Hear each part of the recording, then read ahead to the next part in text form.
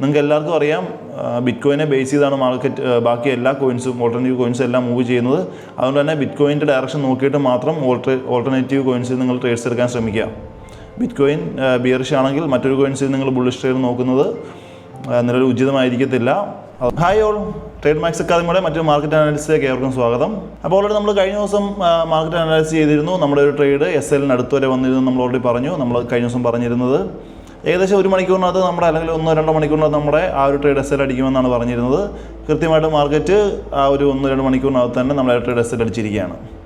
അപ്പോൾ ഇന്നലെ നമുക്ക് ഏകദേശം ഒരു $600-650 ലോസ് വന്നിരിക്കുകയാണ്.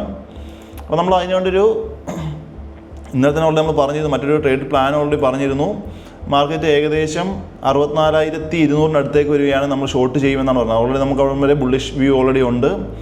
നമ്മുടെ ഡയറക്ഷൻ ബെയറിഷ് ആയതുകൊണ്ട് തന്നെ നമ്മൾ ഒരിക്കലും ഒരു കൗണ്ടർ ട്രേഡ് എടുക്കത്തില്ല, ബുള്ളിഷ് ട്രേഡ് നമ്മൾ നോക്കത്തില്ല. അതുകൊണ്ട് തന്നെ നമ്മൾ വെയിറ്റ് ചെയ്തിരുന്നു. നമ്മൾ ആ ഒരു സോണിൽ നമുക്ക് ഓൾറെഡി അഗ്രസീവ് ഒരു 1000-1500 പോയിൻറ്റ് അടുത്ത് മുകളിലേക്ക് മൂവ്മെൻറ്റ് ഉണ്ടെങ്കിൽ നമ്മളത് ആ ഒരു ബൈങ് സൈഡിലേക്കുള്ള ട്രേഡ്സ് വേണ്ടാന്ന് വെച്ച് പകരം നമ്മൾ ഈ ഒരു സോണിലേക്ക് മാർക്കറ്റ് വരാൻ വെയിറ്റ് ചെയ്തിരിക്കുകയാണ്. ഈ ഒരു സോണാണ് നമ്മൾ ഓൾറെഡി പ്ലാൻ ചെയ്തിരിക്കുന്നത്.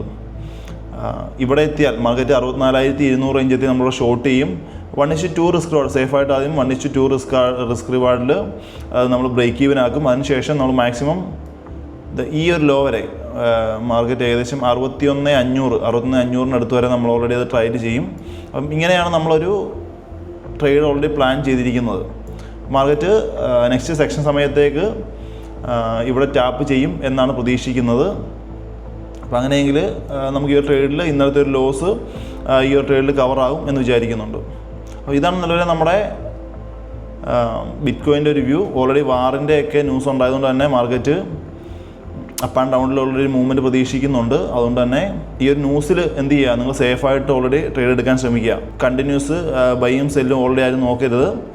ഡയറക്ഷൻ നോക്കിയിട്ട് ആ ഒരു ഡയറക്ഷനിലേക്ക് മാത്രം ട്രേഡ്സ് എടുക്കുന്നതായിരിക്കും ഏറ്റവും ബെറ്റർ. ഓൾറെഡി നമ്മുടെ വ്യൂ ബെയറിഷ് ആണ്. വാറിൻ്റെ ഒരു ന്യൂസ് ഉണ്ടായതുകൊണ്ടാണ് മാർക്കറ്റ് ഒരു അപ്പ് ആൻഡ് ഡൗണിലേക്ക് ഒരു മൂവ്മെൻറ്റ് തരുന്നത്. അതുകൊണ്ട് ആരും അതിൽ മാർക്കറ്റ് ബുള്ളിഷിലേക്ക് മാറി എന്നുള്ളൊരു മൈൻഡ് സെറ്റ് ഓൾറെഡി വേണ്ട.